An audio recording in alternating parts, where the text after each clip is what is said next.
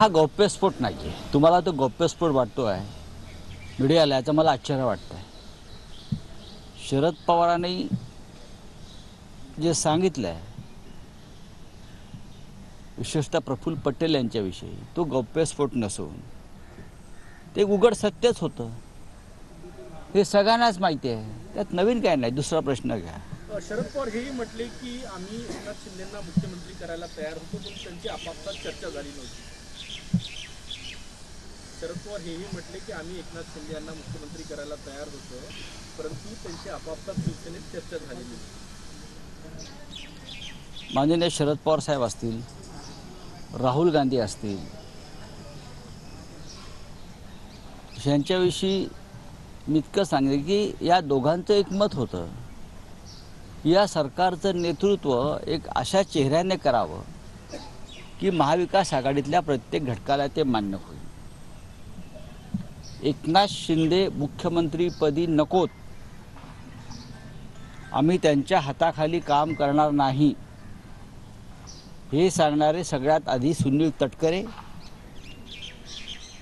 अजित पवार आणि दिलीप वळसे पाटील होते. आम्ही सिनियर आहोत, आम्ही ज्युनियर माणसाच्या हाताखाली काम करणार नाही, ही त्यांची भूमिका होती. इतकंच कशाला 2019 साली जेव्हा मुख्यमंत्रीपदावरून भाजप आणि शिवसेनेमध्ये वाद सुरू झाला होता,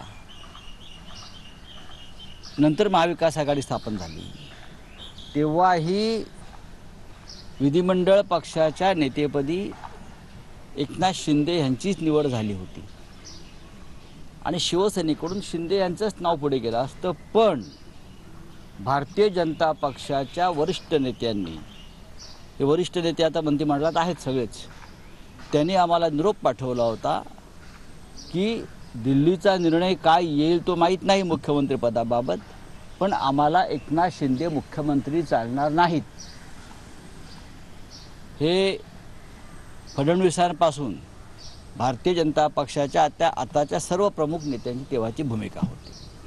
शिंदे तेव्हा कोणालाच नको होते. शिंदे यांचा वकूब नव्हता, शिंदे यांचा अनुभव कमी होता, शिंदे यांच्या कामाची पद्धत ही पैसा फेको तमाशा देखो हीच असल्यामुळे अनेकांना ते आपल्या आसपास नको होते किंवा राज्याचं नेतृत्व त्यांनी करावं ही भाजपा किंवा राष्ट्रवादी काँग्रेसमधल्या वरिष्ठ नेत्यांची तेव्हा भूमिका नव्हती की ते आमच्याबरोबर नको, त्यांनी नेतृत्व करू नये सरकारचं, त्यांना कोणताही अनुभव नाही. फक्त पैशाचे व्यवहार किंवा व्यापार करणं म्हणजे नेतृत्व नाही, ही भारतीय जनता पक्षाची भूमिका होती. आम्ही काँग्रेस राष्ट्रवादीबरोबर जाण्याआधीची म्हणतोय मी.